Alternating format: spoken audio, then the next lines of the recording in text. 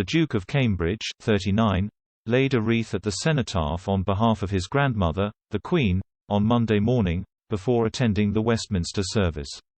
Anzac Day, which falls on April 25, observes the anniversary of the start of the First World War Gallipoli Peninsula landings. The doomed 1915 campaign saw thousands of Anzac troops, or the Australian and New Zealand Army Corps, die after Allied forces attacked the Turkish peninsula. The aim was to take control of the Dardanelles Strait, a critical route towards Russia and the Black Sea. But the campaign failed to gain ground, and the forces withdrew from the area 8 months later.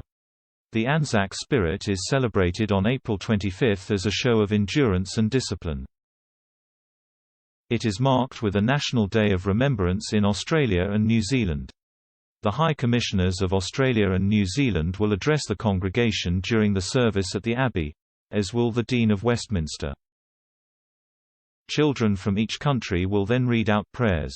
London-based Ngati Ranana will then perform a Maori waiata, or song. The Duchess looked elegant as she joined Prince William for the service in a white Alexander McQueen coat dress. Kate, 40, previously donned the ensemble for her daughter, Princess Charlotte's christening.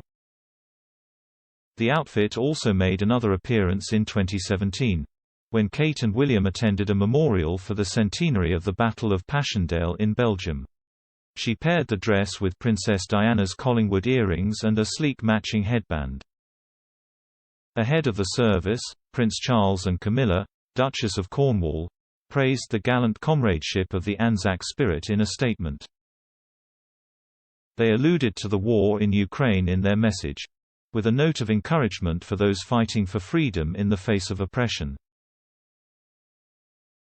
The future King, 73, and the Duchess wrote, "As we pause to reflect on the sacrifice of the armed services personnel of Australia and New Zealand in 2 world wars, and in other conflicts and peacekeeping operations, our thoughts will also be with those communities around the world who are being torn apart by violence and conflict, and those who are fighting for freedom in the face of oppression." The landings have been marked in London since the first anniversary, when King George V sat on the throne. Referencing this, the Prince of Wales added, "In 1916, 1 year after the Gallipoli landings, my great-grandfather, King George V, wrote of the first Anzacs, they gave their lives for a supreme cause in gallant comradeship."